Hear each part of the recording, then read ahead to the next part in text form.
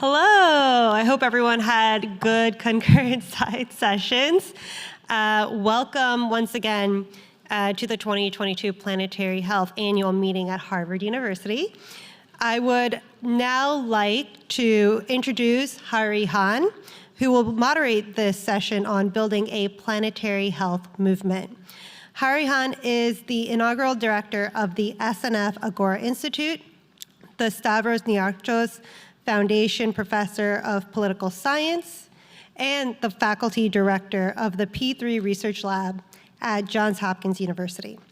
She is an award-winning author and an elected member of American Academy of Arts and Sciences and was named the 2022 Social Innovation Thought Leader of the Year by the World Economic Forum's Schwab Foundation. You can learn more about Hahrie and our other moderators and speakers on our website. Hahrie, welcome. Thank you, and thank you so much for everyone joining us today. I'm only sorry that I can't be there in person with you all, but I know that we're going to have a really terrific discussion today about building a planetary health movement, and I am really excited to have this conversation with our speakers.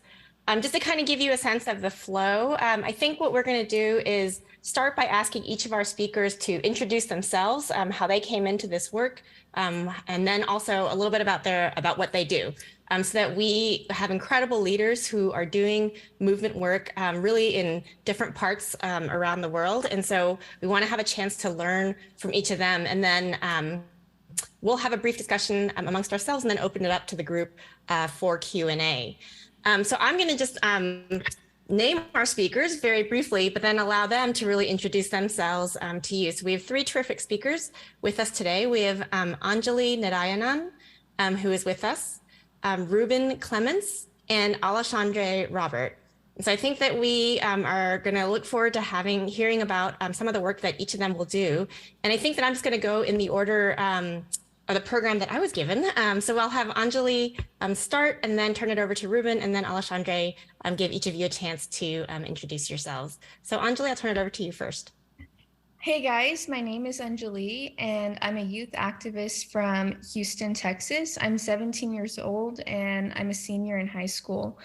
And a little bit about me and how I got into this work. So about 5 years ago, we had Hurricane Harvey, and it was the first time I was old enough to really grasp the magnitude of climate change, and it really dawned on me and my family. So from there, I really wanted to bring some youth involvement because there wasn't a lot of sustainability initiatives in my area. But on the flip side, there were so many youth who wanted to take action. So I built a youth platform for people my age to get their hands dirty and work with service projects and educate the community. So that's a little bit about me. Terrific. Thank you so much. I should say I'm from Houston too, and so it was especially exciting to learn about and hear about your work. Reuben, can I turn it over to you to tell us a little bit about how you got into this work and then also what your organization does? Thanks very much. Good morning from Malaysia. I'm really thrilled to be here. Thanks for this opportunity. I'm a conservation scientist by training and actually came from Singapore originally, but I was growing up in a concrete jungle. There wasn't much to save in Singapore, so I actually went to Malaysia and I wanted to try to save forests and biodiversity there. So I got into an NGO. I joined WWF in Malaysia and I was working on tigers for a while. Managed to catch some poachers, remove some snares from the forest. And after that, I set up my own NGO called RIMBA in 2010. For 10 years, we were also trying to reduce poaching in the forest and also create protected areas. So at the end of my project, we created a 30,000 hectare state park. That's about 1.2 times the size of Boston. That's how big the area is. And we managed to have tigers still living there. But I thought I could retire, but that was until I met Professor Tan Sri Jamila at the Sunway Center for Planetary Health. And she's, of course, a medical doctor and also very passionate about planetary health. And she said that, well, we need to work together with medical professionals to try and also let people know that if we don't have a healthy planet, we will continue having sick people. And in fact, just yesterday, I went over to the state of Terengganu to try to convince the government to protect an island for flying foxes. And I actually used the health angle, and I told them that if we want to prevent the next pandemic, if we want to prevent animals from being stressed out and shedding viruses, we need to protect this island for flying foxes. And they kind of agreed, and they will going to proceed with the protection of that. And so we went to a stakeholder consultation meeting, and it was, again, I've been working in predominantly Muslim communities, and I think one of the ideas was to maybe engage the faith-based communities to try to raise awareness about conservation and now planetary health. So I'm gonna just maybe share some stories about how 3 years ago we started a movement of conservation clerics. We train clerics within a community to talk about conservation. We had environmentally themed sermons read out in mosques, and we kind of documented how these increase awareness in conservation and maybe in the coming years, planetary health. So that's something that I would like to share later. Thanks a lot. Perfect. Alexandre, can I turn it over to you? Yeah, thank you, Hahrie. So my name is Alexandre Robert. I'm from France. I'm originally from background a nurse. So I'll describe, as you ask, a bit my personal journey to planetary health action.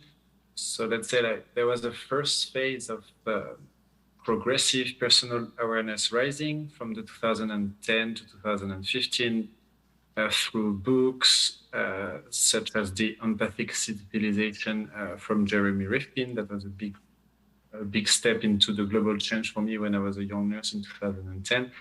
And then in France, there was a famous movie that made a lot of noise that it's called a documentary called Tomorrow about how to implement the ecological transition. And that was a bit concurrent to the COP21 in Paris with all the debates in preparation and in the happening of the COP. At that time, I was an Ebola project manager for the International Organization for Migration in West Africa. And I realized something I didn't know at all, which is the link between our ecosystem degradation and our public health. The link was forecasted on the link between this Ebola outbreak and the deforestation in Forest Guinea, for instance. And I worked like 4 years in that Ebola response, public health emergency response. And after that, I needed a break. So I took a gap year and studied the next year in an MSc Public Health at the London School of Hygiene and Tropical Medicine. And with this awareness of the global change affecting our health, I made a small promise to myself to act. That year, I became a Planetary Health Network student ambassador at LSHTM.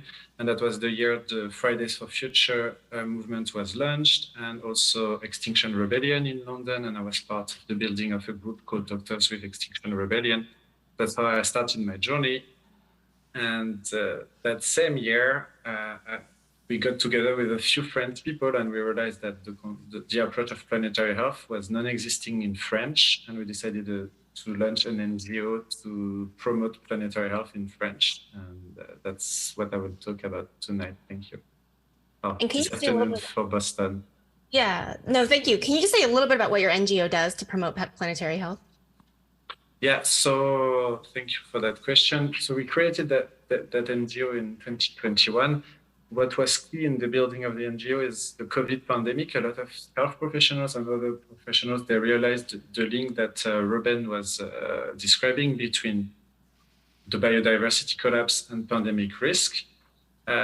So we had enough people to launch that NGO beginning of 2021.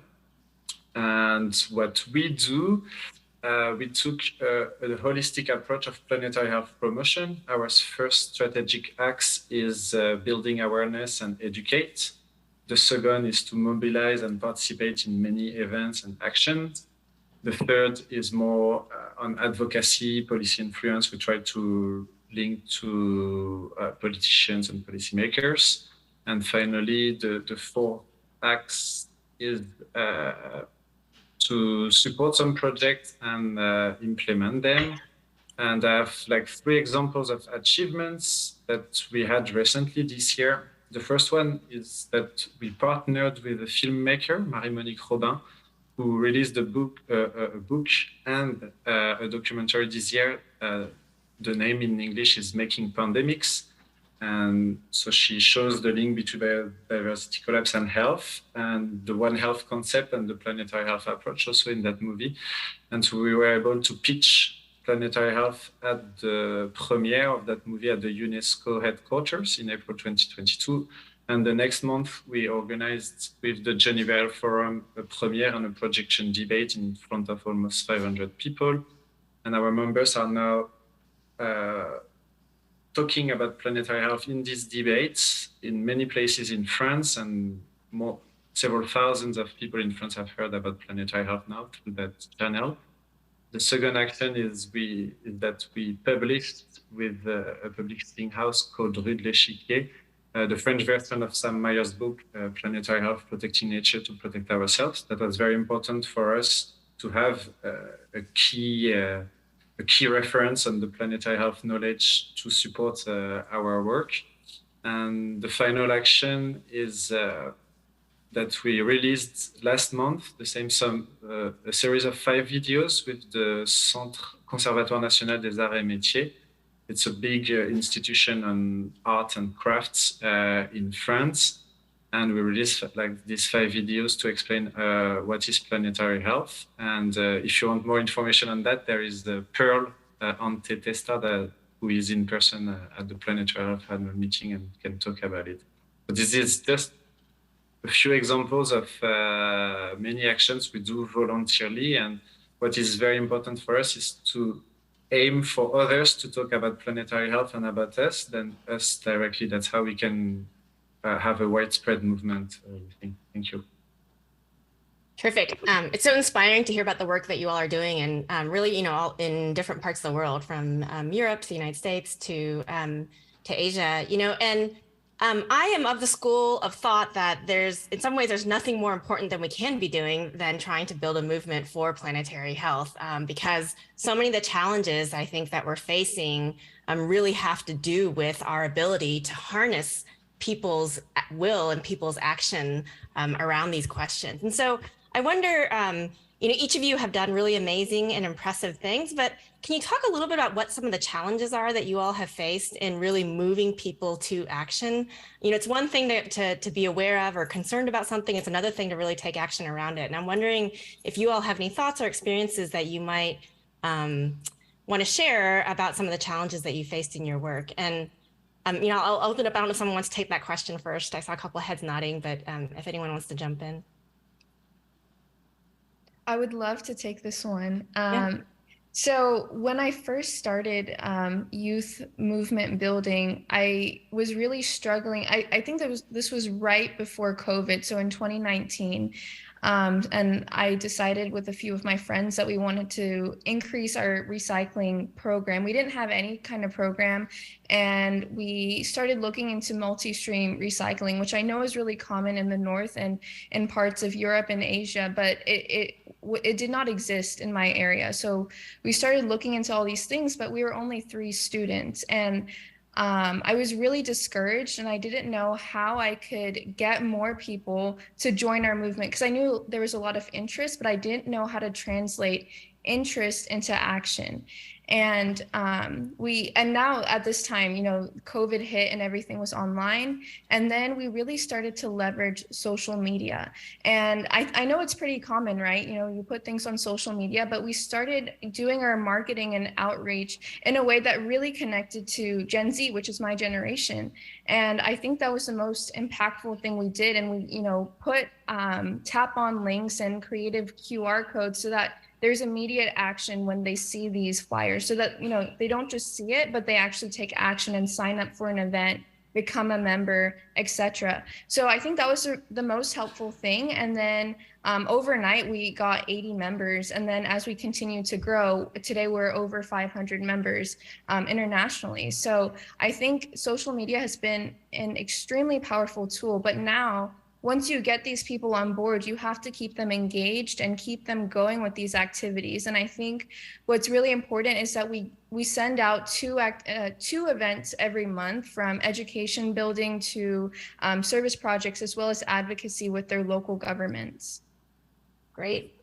That's so, excuse me. It's so interesting to hear. I don't know, Reuben or Alessandra, if you wanted to jump in on this. And maybe I'll just share a bit of my experience trying to organize a faith-based movement for conservation back 2 years ago. So we originally started from a top-down approach. We actually approached the head of religion, the Sultan of Terengganu. He was championing to be a Khalifa, to be a good Muslim, you have to be a steward of the environment. So we managed to get a fatwa against poaching in the first state in Malaysia to actually have a fatwa against illegal poaching. So we tried that initially, but there was a lot of resistance from the religious leaders and the government agencies.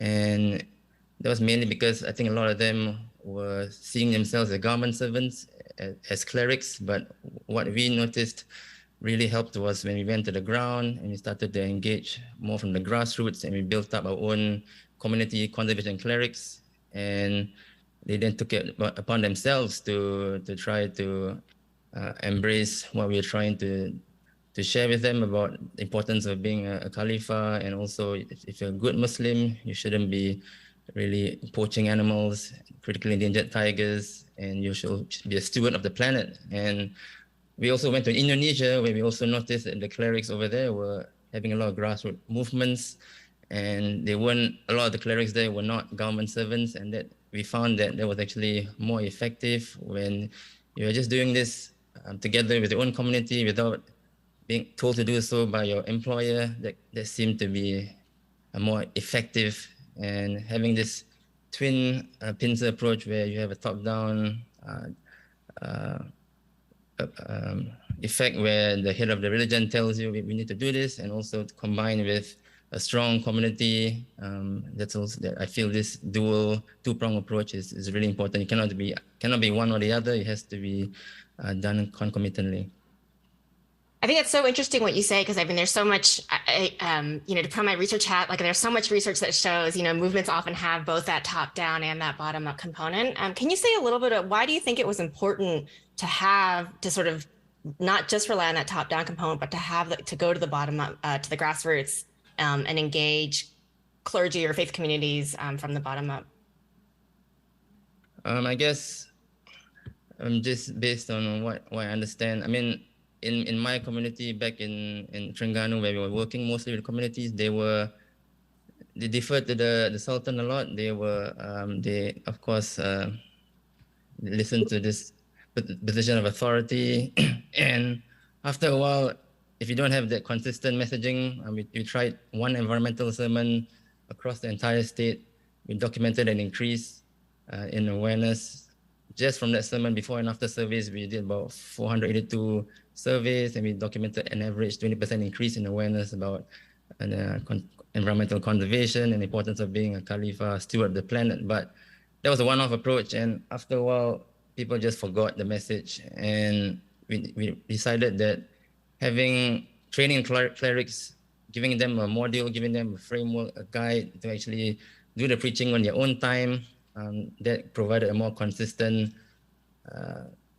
approach to actually spread awareness instead of just a one-off top-down sermon. So again, the community leaders we were working with, they were actually really happy to know that they can do this themselves. They felt empowered to be their own leaders, and that's one of the reasons why I think it's also very important to have the bottom-up approach together, working with top-down policy framework.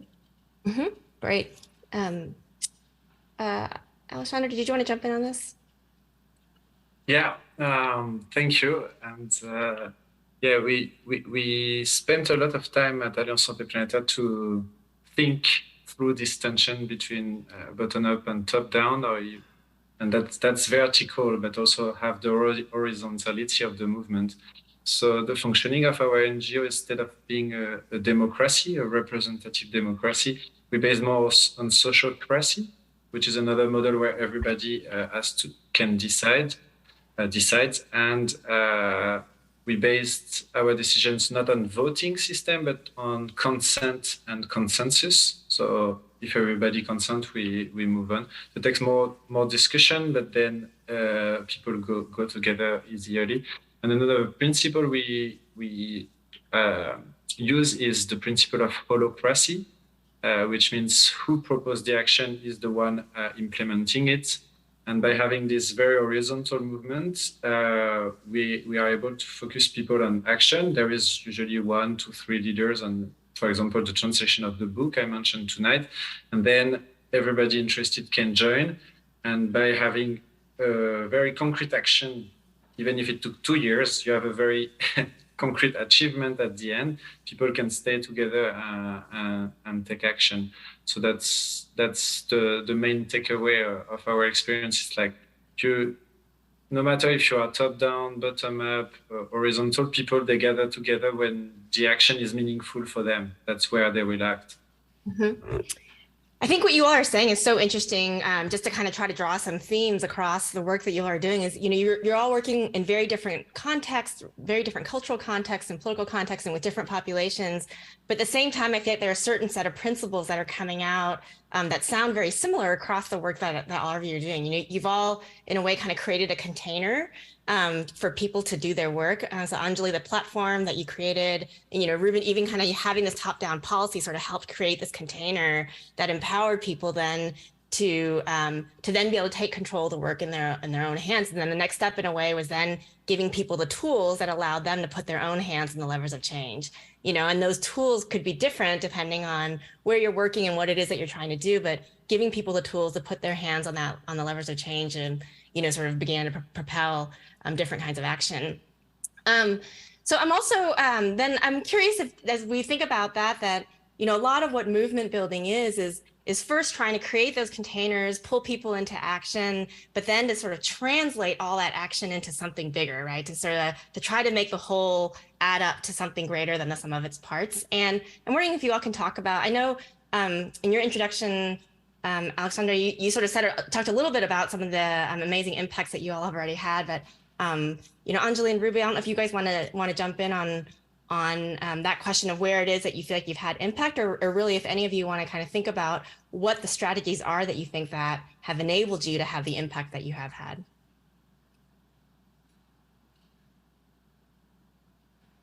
Go ahead. Go ahead, Aline. So I would love to talk about the impact my organization, Recycle Fan, has had for young people. So over the past almost 4 years now, we've collected more than 2,500 pounds of waste. And this is mainly through cleanups, plastic to art initiatives, as well as how I briefly mentioned how we tried to do a multi-stream recycling pilot in our neighborhood. So we collected waste from over 200 households. But as you can imagine, that was extremely time-consuming, expensive. And kind of where we fell short was, as youth, the amount of trash that we collected wasn't enough to give to niche recycling vendors. And I think this really called for a public-private partnership. And as youth, I think we needed more resources to really pull it off. But in other aspects, I think we were super successful with education. So we've educated almost 10,000 people through social media and going to local businesses, elementary schools, and organizations and telling them how they can change their daily lifestyle to be more sustainable. So I think education is really the most powerful tool and is a way that we've had the most impact. That's great. Reuben? Thanks, Anjali. Yeah, it's great to hear from there. I mean, from our side, we, be honest, had limited impact after the grant ran out. So again, we were an NGO dependent on grants for our survival. So from year to year, we had to apply, and we were lucky to get a grant from the Alliance for Religion and Conservation for this project and from the US Fish and Wildlife Service. But again, grants can also be a double-edged sword. They can catalyze a project, provide you the manpower to run the project and have the impact with a limited time. But if the grant runs out, we have to look for new sources of funding, and unfortunately, we couldn't get another extension for further work because partly due to the fact that we were realizing the need to shift our work to protect the habitats of the animals. Sure, it was good to raise awareness about poaching, reduce poaching, but after a while, we realized the scale of the magnitude of the problem to reduce or to stop the illegal wildlife trade was beyond our means, and it couldn't just be done by raising awareness through faith-based approaches. So we kind of shifted towards nowadays moving towards nature-based solutions to come up with ways in which we can protect the habitats of animals like the tiger. And if we had, I guess, more consistent funding from grants, perhaps we could have seen a greater impact. But to be honest, right now, the largest sources of funds are from climate funding, and these could run from 20 to 30 years at any one stretch if you have a carbon project, for example. So we're kind of looking towards getting a long-term funding in the next few years, and that perhaps will allow us a steady stream of funds to continue doing all this awareness raising at the grassroots, because our impact was really limited to the amount of time the grant could afford us. So that was one of the issues, the challenges that we faced. And also having enough funds to keep the activities going, to have people employed for a longer period of time to make the impact.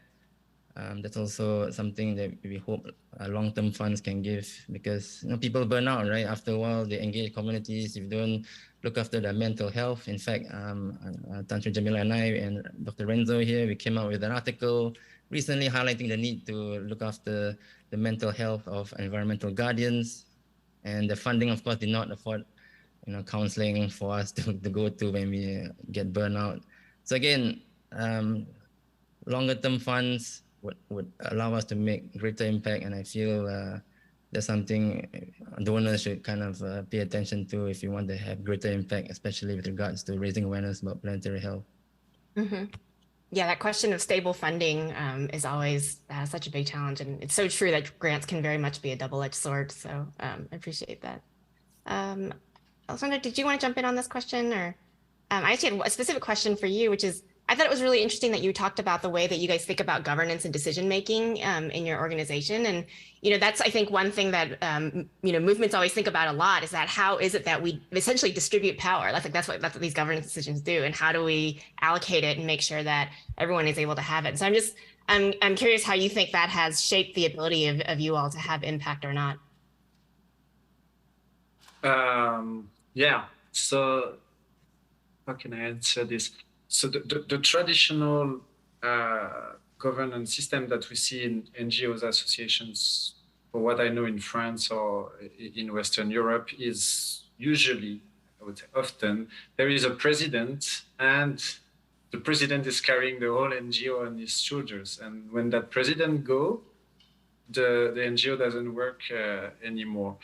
And so the other association in, let's say, environmental health or environment and health in France, they're a bit like this.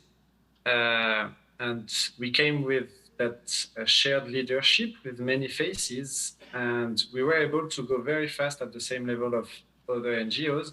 And also, France is very centralized, so people tend to expect centralized power. And we were completely different. For some activities, it was Melanie; for other activities, Anthony, and they were not understanding who was leading what. And it's actually, as I said, based on actions. And I think to answer your question on how it has shaped, so it has shaped our NGO of being like very multi-dimensional, multi-impact. And also we want, at the beginning we thought, so are we looking directly for funding, or do we do volunteer-based? And we decided to do volunteer-based for the first year or two, to then come with that kind of kale argument saying, see what we've done with that money now, please fund us and we'll do more. Terrific. I want to open this up for questions. I'm a little bit unclear on the technology, like exactly how questions are going to work, so I can't see the room. And so maybe someone in the room can give us a few tips about how that's going to work. But before we, okay, there you are. I'm not sure. But maybe I was going to ask the panelists one last question while we coordinate questions from the audience, which is just that, one of the things I feel like I heard a lot in what you all described in the work that you're all doing is kind of this idea of integration, integration across modality, across themes, across nature, and everything. And I feel like that's really one of the things, one of the ideas that's at the heart of both the whole concept of planetary health and the concept of movements. And I just wanted to offer you all the chance to reflect on how integration across strategy, modality, across, thinking about, the relationship between biodiversity and pandemics or any of these things, feeds into your work. And so maybe I'll give you all a chance to respond to that. And then the moderator in the room can help us with questions. Thank you. Anjali, Reuben, Alexandra, did any of you want to jump in on that question of integration? Yes, I would love to share my perspective on that. So I think I slightly touched on it earlier. I think youth need community resources and connecting to our local representatives. So that's kind of the area that we want to go into next, is in the power of advocacy and getting connected to our local representatives to kind of give youth a spot at the decision-making table. So when you say that, we need to connect these different groups, I'm not really sure what the answer is and how youth can get these positions, but I think it's going to be really important going forward into the future. Terrific, thank you. So I originally started out as a biodiversity person trying to convince governments to save animals because they're cute and cuddly, but I realized that it has to be multidisciplinary, and now I've been lucky enough to meet people from economics, people in the finance sector, psychologists, and now in the medical field, trying to give us different angles on how we can advocate for planetary health and the conservation of the environment. And the health angle is really something that's hitting home to me as over the next few years, because humans, we're all risk averse. We don't want to lose, and again, health is something close to our heart. And that's the angle I'm trying to use more these days. And it can only happen if we start coming together across disciplines, integrating all our different approaches, and this planetary health framework really allows such an integration to happen. It's really unique and exciting. And I never saw myself as a planetary health scientist, but over the next few years, I think this approach is something that will be impactful as opposed to just showing, again, cute, cuddly pictures of animals and hoping people will care for them enough to save them. That doesn't happen in real life, apart from economic triggers, trying to convince government to save forests because it prevents floods, prevents diseases. That's something I'm going to hopefully adopt more of in the coming years. And again, with your help and the people here in the audience and the panel here, I'm learning so much from all of you. And that's the exciting thing, that nobody has the answer. I mean, the answers are all out there, and we can only learn from one another from such conferences, and hope to have some questions that will allow us to also learn more from you guys in the audience there later. Thanks a lot. Great. Okay, I think, Alexander, did you want to jump in? Yeah, I want to take advantage before the question of jumping on this question, and especially drawing from what Reuben said about the health argument. There was a lot of campaigns the last year on like using the health argument for climate action, for biodiversity action. And I think that's where we should converge in terms of integration. I had prepared a presentation, but I won't shoot it tonight. But I think the health argument is key, as Reuben said, and we need a way in terms of movement, international, the planetary movement building, we need a way to use that health argument. And this year I've been part of discussion on creating an international panel similar to the one on climate for health, or for environmental health, or planetary health.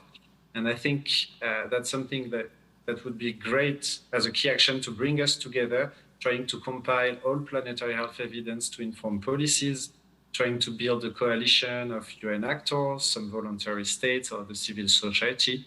The Sao Paulo Declaration that was written last year at the Planetary Health annual meeting is a key tool of transdisciplinary policy recommendations. And we need a kind of a branding to use that health argument. And I think trying to convince people to implement all policies for our planetary health, which is defined now would be great. So we are working with the Geneva Health Forum and other partners to trying to set up such a platform to do a IPCC of health, or I wanted to call it a Earthlings Assembly for Planetary Health. And I think that's an action the Planetary Health Alliance and its partners could move forward with WHO and others to bring everybody in this movement together and deliver planetary health. Thank you. That's great. Okay, maybe we'll go to questions. Hahrie, if there are questions in the chat online, we can begin there. And we do have microphones set up in this room. So if people in person want to line up at the microphones, we'll go to you next. Yes, it's me again. And for the panelists, hi, I know some of you. Good to see you online. This is more of a call for help. I'm Carlos. I think Reuben and Anjali we haven't met, and Hahrie we haven't met. I'm the Associate Director of the Planetary Health Alliance, and I'm here asking for a little help in the sense that we struggle at the Planetary Health Alliance kind of making our pitch through metrics. And we really struggle thinking about the creative ways in which we can not just, let's say, tell our supporters, hey, look at all this interesting work we're doing, but also growing the movement through numbers and what are we actually measuring when it comes down to our impact. So when creating movements, what is your preferred method, Rick? What do you use, not just to continuously ask for resources or funds, but also to convince people that you are having an impact? And I'm gonna, that really hard question, because you've already said, oh, health is a good talking point, but then how do we impact that? How do we measure that? And how do we grow the movement based on that? Thank you. Maybe I'll open it up to the panel to see if any of you have thoughts on how you guys think about measurement and metrics in your own work.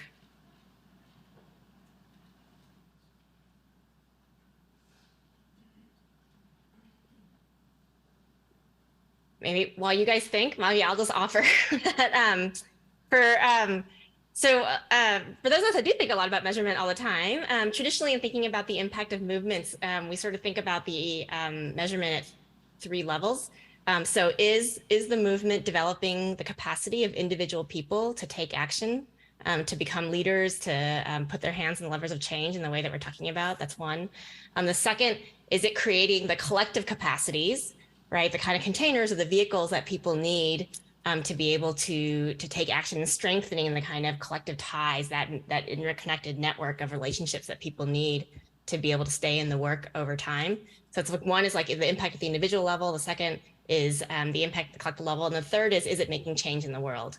You know, and what that change in the world is can vary. So, you know, Anjali talked about the kind of, you know, all the material, the pounds of, you know, the weight of what they were able to recycle. You know, it could be sort of passing getting a policy passed, you know, that would put land into conservation or something like that. But that's, I think that's the basic ideas that we often kind of think about. Okay, can I jump in? Yeah, please. Yeah. So thanks, Carlos. Nice to hear you and to have these questions. I think there are many dimensions on how we measure that advancement for our planetary health promotion in NGO in France. So the first thing is like on browsers, how much Santé Planetaire appears, and we know that 2 years ago that was not much. Now it's more. That's an outcome. It's not us only participating, but now there are a lot of resources.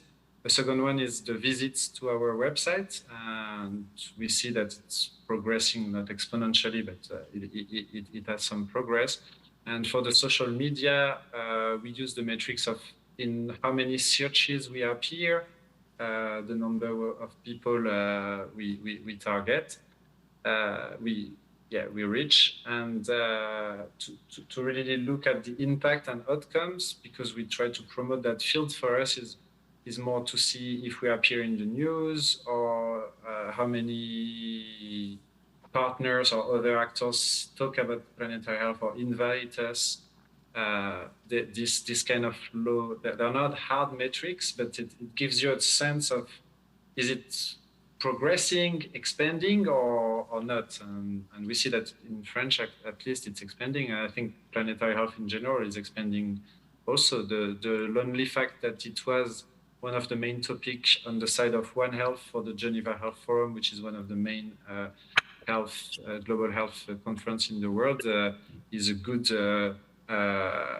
proof of impact. Thank you. Great. We do have a couple of questions here in the room, so if you'd like to start. Hi, I just want to say thank you all for your wisdom. My name is Bear, and my question is for Reuben. You mentioned cute, fuzzy animals, and that our love of them is not quite enough to always drive action. At the same time, I see a true loss and lack of awe for our natural environment, as well as for the critters that we cohabitate with. I'm wondering if you believe that there is a space or a role for inspiring awe to drive action, and if there is, where we can find, how do we inspire that awe? Great question. Sometimes I fear I'm losing that awe. I'm becoming more of a person in suits, going to the governments, convincing politicians to save the forests. There was a point in time I was happily running around in the forest with my field gear, but I don't do that anymore. And there's a danger, of course, but I feel one way, in order to have that is also to maintain connection to the environment and having experiential learning courses. And at Sunway University, we are planning to have this 5K experience. I think Tan Sri Jamila just showed a video of that, coming to Malaysia to learn how we can do and learn about conservation and planetary health in the field. And I think that's the best, to engage our 5 senses. It's only when you engage your 5 senses when you can actually become an expert and not lose that connection with nature. And I think a lot of times we just see videos, documentaries on our laptops and our TVs, not enough. We have to be out there. And I think for me, one of the best forms of advice to young people is really to volunteer with NGOs. And it doesn't matter what NGO you are in. I'm hoping to volunteer perhaps one day with Alexandra's NGO if I have time. But again, NGOs, even with Anjali, just joining this kind of organizations, just maintaining that connection with the environment and being around this like-minded people can keep that love for the environment going. And we are trying to get the politicians in the field. In fact, we actually brought the Sultan to the forest for a forest walk together with his family. And because of that trip and subsequent camping trips in the forest, I think we have his commitment now for the environment. And in fact, he's helped us secure that 30,000 hectares of forest. And if we didn't do that, if he went to his office and say, hey, I'm going to protect the forests, that might not have happened if we didn't maintain that connection and inspire him in the field. So I think, just keep going to the field and surround yourself with like-minded people and volunteer as much as you can in NGOs. Great. Sam. Hi, everybody. Sam Myers, Planetary Health Alliance. Couple of things. First off, while we have Alexandra on screen, I want to let everybody know who is loving these incredibly beautiful tote bags that you all picked up, that it was through the Alliance Santé Planetaire and their connection to Fanny, the artist in Paris who produced the image for Alliance Santé Planetaire, that this image came to us. So a huge thank you to Alexandra for being that connection. The question I have is about building power, and my understanding, being sort of a neophyte to all of this, is that many of the things that you're talking about, whether it's recycling campaigns or translating the textbook, are almost like campaigns. They're activities that bring you together for organizing and sort of become a vehicle for collective action. But that they may not be the ultimate goal, and that the ultimate goal might be building power. And so this idea that you start by bringing people together around a shared purpose and whatever your governance structure and however you come to that shared purpose, that you then engage in something like a campaign, an action, and that in so doing you sort of flex your collective muscle, and in flexing your collective muscle you actually empower yourselves. But then it sort of begs the question, what's the power for, and what's the ultimate goal? And so I'd love to hear from Anjali maybe first, but as you're organizing youth around, for example, a recycling campaign, have you thought about where that power could be applied next? And for all of you, sort of, how do you think about this idea of building power?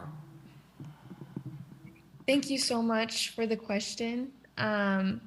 So when we really started to see youth join the platform, I started to realize the same thing. We're building this power, but what are we going to use it for, and what is the end goal? And yes, we did start off with recycling, and then slowly we got into education. But I think the answer to your question is truly building the next generation of young leaders who have sustainability integrated into their mindset. So no matter what career path they decide to choose, even if it's not, in the environmental field, if let's say that they go into the medical field, they're more mindful with their practice to reduce, maybe the amount of packaging they use. So I think that is the ultimate goal, to create a new generation that is environmentally conscious, and it's not something that they have to think extra about. It's something that is naturally a part of their life.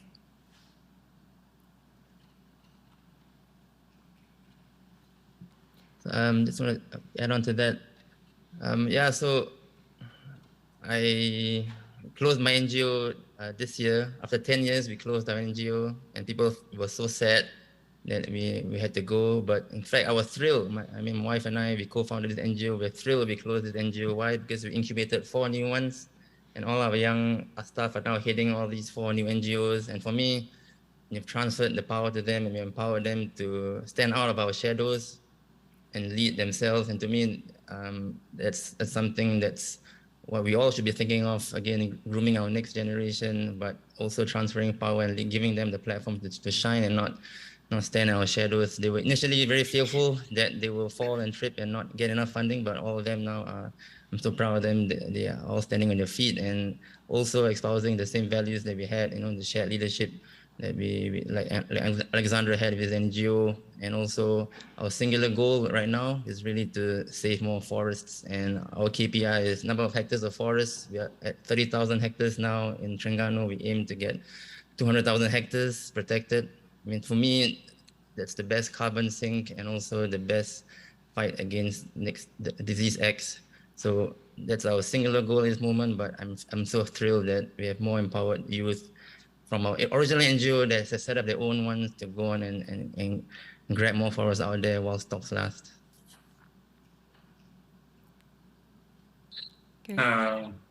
Thanks for the question, Sam, and thanks for the mention of the picture from Fanny Michaelis and the tote bags.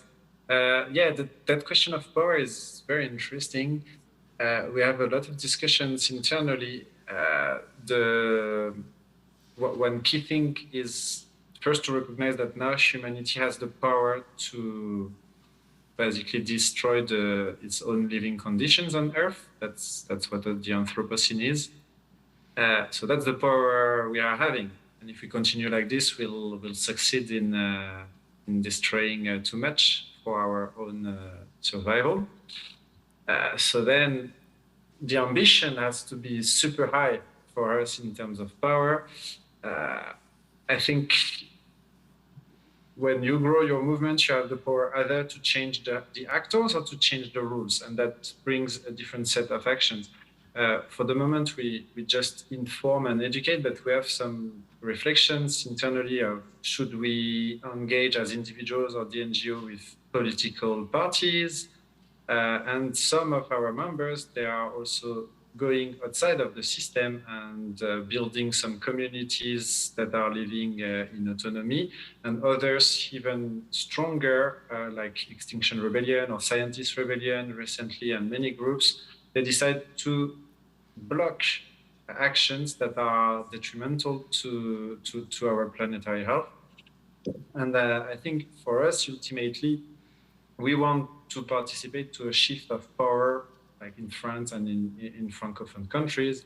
As an NGO, we are apolitical and religious, but I know that some of our members are in political parties. We have links with members of the European Parliament, members of the French Parliament, and we want to at least have the power to set the agenda towards planetary health. That's our goal. Thank you. We have time for maybe one more question that we have here. So, great. Thanks very much. I really enjoyed the panel. Yesterday there was a session, or maybe the day before, around the next gen movements, and one of the suggestions that came forward was around having a youth council for the Planetary Health Alliance. And I'm really excited about that idea of bringing youth into a decision-making table.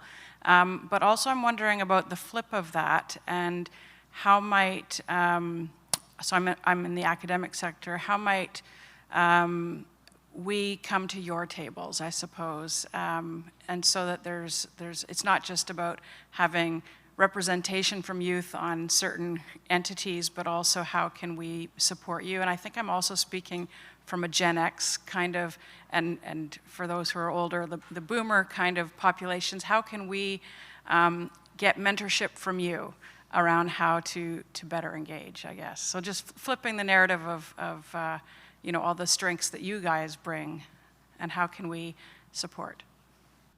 I think Anjali should go first as our youth representative.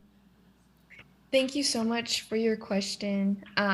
This is a really interesting perspective, because many times, you know, as youth, we're trying to reach, you know, the older generations, but now, you know, asking it from a flip side is very interesting.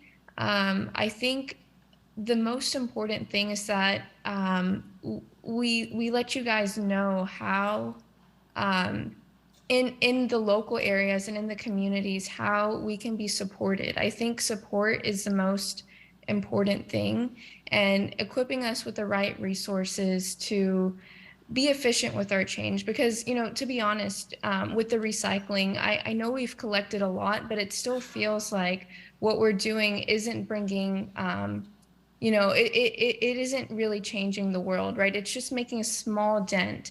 And I would like to change that by, you know, really pushing for education. And that is what I would like to bring to older generations.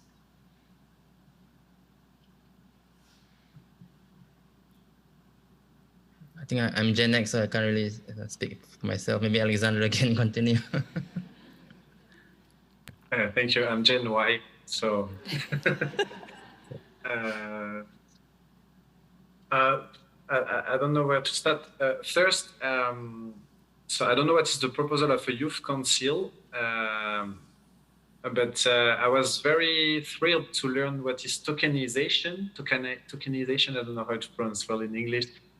In the Sao Paulo Declaration, that to use the token of, we have youth at the table, we have people from minorities, etc. So I think a youth council is good. A proportion in the administrative board open to youth people would be better, because they would be at the key center of decision making. So that's my personal opinion, but I don't know what is the proposal again.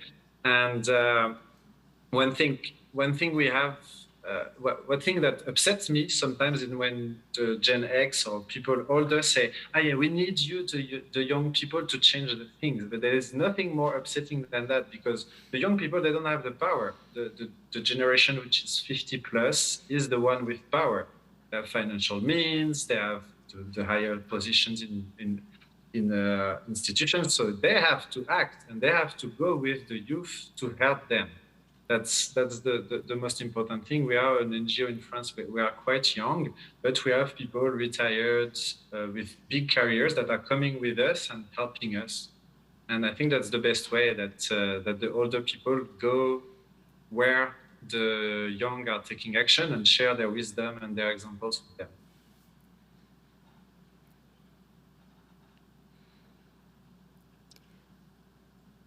Great. We probably have just another minute or two for any closing statements from our speakers. Maybe Anjali, since we've made you go first all the time, we'll go in reverse order so that you can have the last word for us today. But you know, thank you all for like a really interesting discussion. I think a lot of stuff on the table to think about in both the importance of building a movement, but then also what it takes to get it done. And so maybe if you all want to have any closing thoughts that you want to leave the room with, that would be great. We can just go in the reverse order of how we started. So. So I'll go first. Yeah. Thank you. No, I would stress the points I had before. I think there are great movements happening a bit everywhere. Because of the scale of the problems, we need something planetary, international, and for that we need a key action to act. I was thinking for years what could be this action, and recently there was this proposal of trying to bring scientists together and propose a state of the evidence by supported by the UN and with the participation of the civil society in Geneva with the Geneva Health Forum, which we are partner of. We have a key group that can work this, so set up this. So I think we should all converge to this action. Thank you very much. I think for me, I would like to see perhaps the planetary health movement maybe engage the traditional NGOs more.